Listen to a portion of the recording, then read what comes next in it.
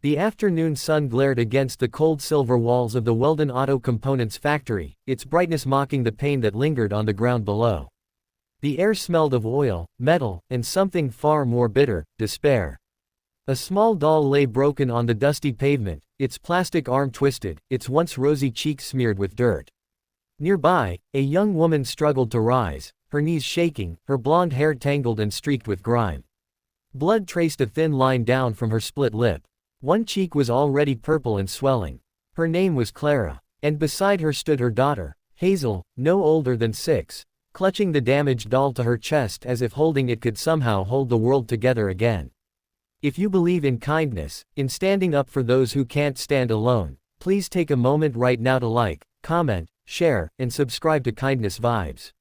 Your support helps us continue telling real, heart-touching stories that remind the world compassion still exists, and that second chances are never too far away.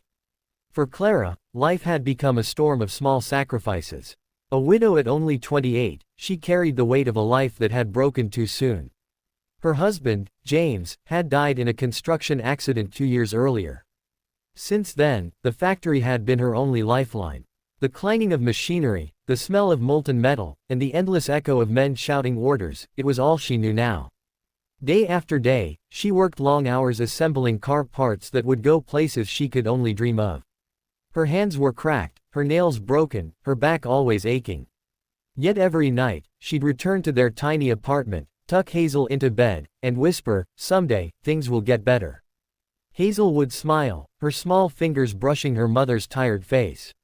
"I know, Mommy. You always make them better." And somehow, that belief was enough to keep Clara moving. Because when you're a mother, love is the only fuel that never runs out.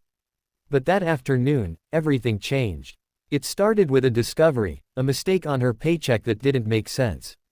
Clara had noticed the numbers shrinking each month, the total not matching the hours she'd poured in.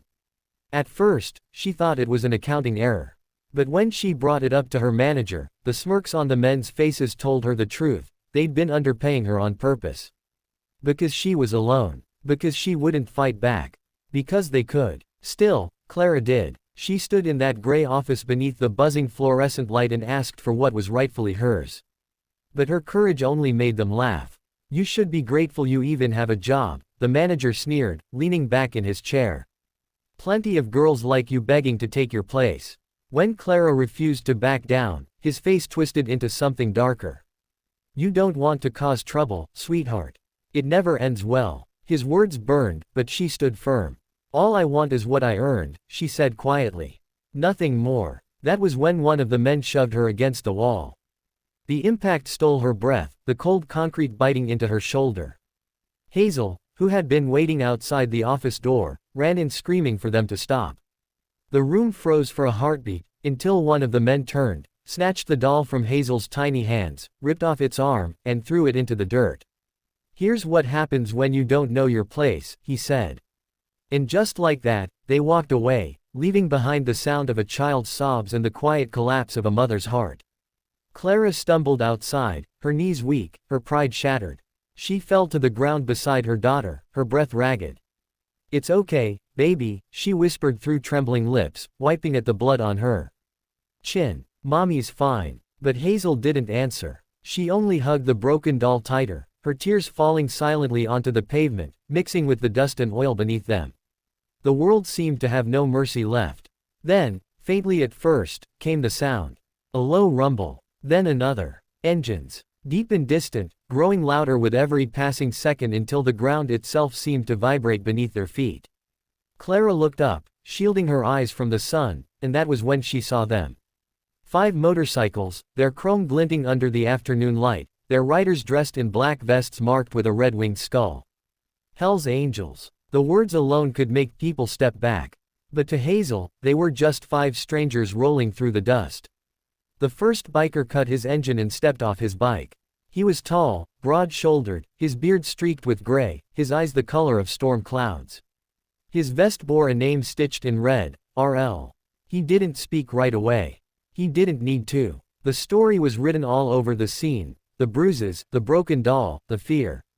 Slowly, he crouched down until he was eye level with Hazel. His voice, though rough and gravelly, carried a softness that surprised her. "Who did this?" he asked quietly, not with words so much as with his gaze. Hazel lifted a small trembling finger and pointed toward the factory. Behind him, the other bikers exchanged a look. No words. Just the silent, knowing glance of men who understood exactly what had to be done. RL stood, his jaw set, his shadow long in the fading light. Without hesitation, he nodded once, and the five of them turned toward the factory gates. Clara reached out weakly, panic lacing her voice. "Please, don't." But they were already gone. The roar of engines filled the air again, rising like thunder, echoing off the steel walls as they stormed through the open gates. Workers froze. The manager and his men turned pale. No one knows exactly what happened in those next few minutes. Some said there was shouting. Others swore they heard glass break. But what everyone remembered was how quickly the noise faded into silence, the kind of silence that ends things. When the bikers finally rode back out, the sun was low, painting the world in hues of gold and ash. Clara stood clutching Hazel, her heart pounding. The leader stopped his Harley beside them and reached into his vest. Without a word, he pulled out a new doll, soft, clean, and wrapped in a small white ribbon. He handed it to Hazel, who stared up at him, her tears glistening. Then, he took out an envelope and placed it gently in Clara's hand. It was thick, too thick to question. She shook her head, but he only said, "You've been through enough." And then he was gone. The five bikes roared away down the road, engines fading into the distance until all that was left was the whisper of wind against the trees. Clara stood there a long time, watching the dust settle, the new doll cradled in Hazel's arms.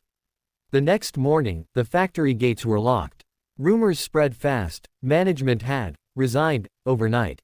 Some said they left town. Others said they were encouraged to. But no one dared ask by whom. For the first time in years, Clara walked home with her head held high. The sun felt warmer that day. Hazel skipped beside her, the doll's blue dress fluttering in the breeze. It wasn't just a toy anymore, it was a symbol. Proof that the world, cruel as it could be, still had room for kindness in its corners. Sometimes, heroes don't wear capes. They wear leather, carry scars, and ride toward the storm instead of away from it. If this story touched your heart, please don't forget to like, share, and subscribe to Kindness Vibes. Every click helps us keep these stories alive, reminding the world that compassion can come from the most unexpected places.